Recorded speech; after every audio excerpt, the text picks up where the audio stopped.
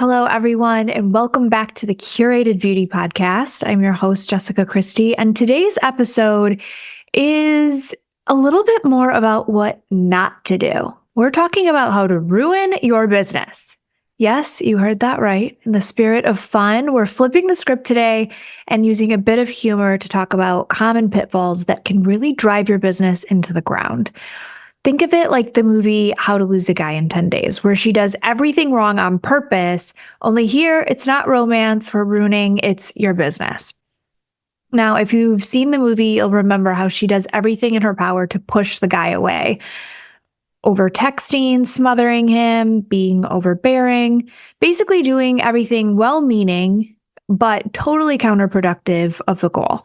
The things she does are hilarious because they reflect on what happens when our good intentions backfire. We try so hard to keep someone or something with obviously different attachment styles, but we end up driving them away, doing the exact opposite of really what's working. And guess what? In business, we sometimes do the same thing. In our attempt to grow, expand, succeed, we end up sabotaging ourselves, well-meaning, but misdirected actions. So today, I'm going to walk you through 7 foolproof ways to lose your business. So I'm calling this How to Ruin Your Business in 7 Easy Steps. You're welcome. All right. Number 1, focus all your energy on destroying the competition. Let's start with the classic. If you really want to tank your business, just spend all your time obsessing over what the competition is doing. Open a ton of fake Instagram accounts, stalk them, spend time looking at what they're doing rather than working on what you are doing and marketing to your niche clientele. This is a guaranteed way to lose focus on your own brand and miss opportunities for growth. Newsflash, you're not playing a game of who can I beat. You're playing a game of how can I improve and how can I serve my clients and my patients better.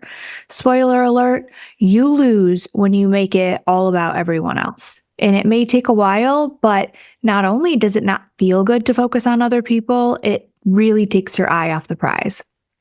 Number 2, keep your business a well-kept secret. No marketing allowed.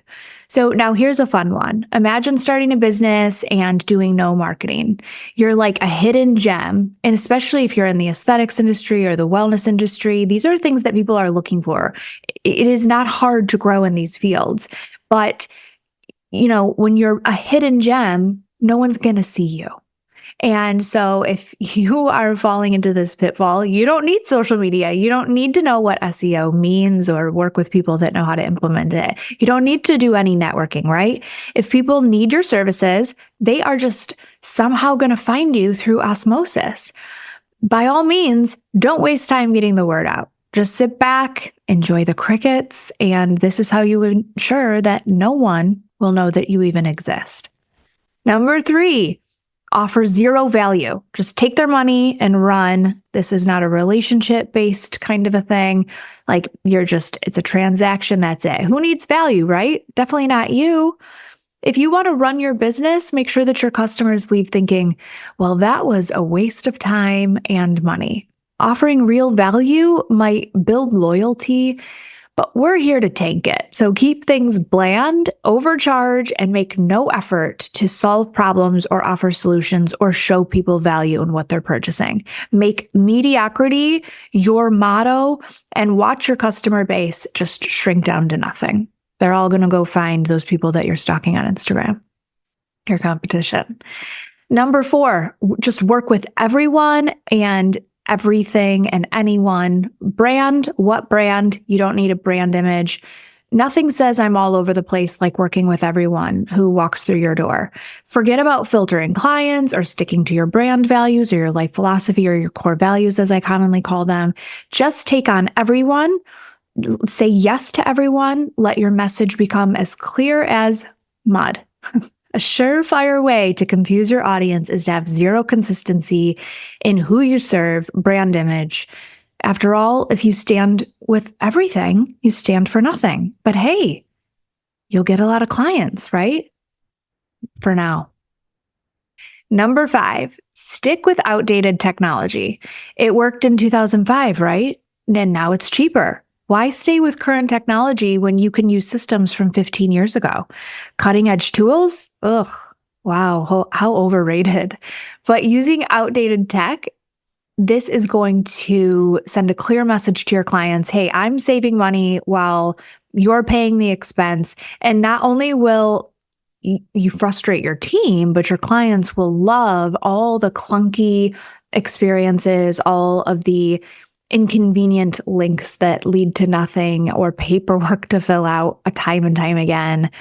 Having to call and book their appointments versus being able to book now, no reminders, all the things. After all, nothing says professionalism like slow processes and missed opportunities to get the right people on your schedule. Number 6, ignore your team's growth. Who needs development, right? Your team doesn't need to grow. If you want to really ruin things, treat your employees like cogs in the machine and skip those pesky trainings and development opportunities. Sure, they might feel undervalued and stagnant, but that's part of the plan, right? An unmotivated, underperforming team is the fast track to a failing business. Why would you want a team that's engaging and constantly improving ways that can keep us all unstuck? Why would we want someone bringing us unique ideas and using maybe different Enneagram types to complete the picture of what we need around the office? Why would we want people functioning in unique abilities? Number 7, and this is the final one, build everything around outliers. Exceptions are the rule. Okay, we all know that one client who breaks all the rules, but there's, honestly, this is a great way to ruin your business, is to build an entire operation around how this one client works.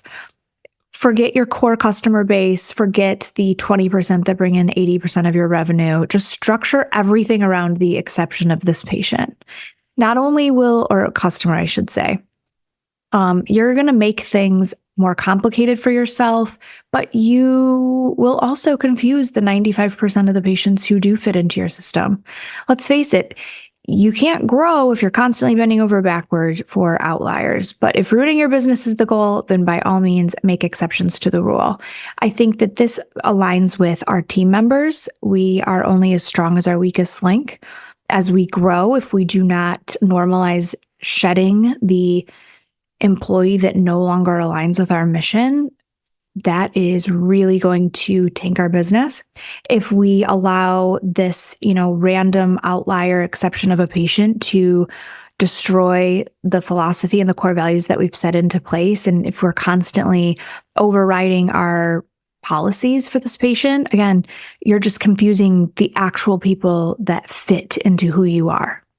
So I hope that you are not taking any of this advice seriously, but I wanted to highlight these common pitfalls in a fun way because we all make mistakes. And sometimes we get caught up in these well-meaning habits that drive us, of course, off course. The truth is, enduring businesses aren't built on exceptions or shortcuts. They're built on clarity, consistency, and focus, and doing the small things right every day. So if you want to do the opposite of everything that I just mentioned, get serious about marketing, offer real value to your patients, and make sure that you show them what that value is.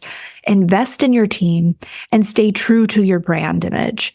You'll be on the right track to building a business that lasts. Let's flip the script and focus on growth and consistency and keeping our eye on what really matters.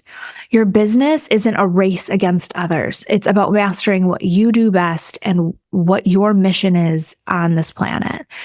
Thank you for listening. If this episode resonated with you or maybe hit a little too close to home, I've been known to do that and trigger people.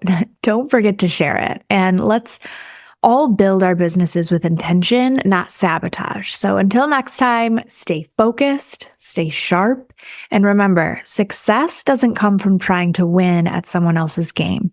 It comes from perfecting your own and being very clear about who you are and where you're going.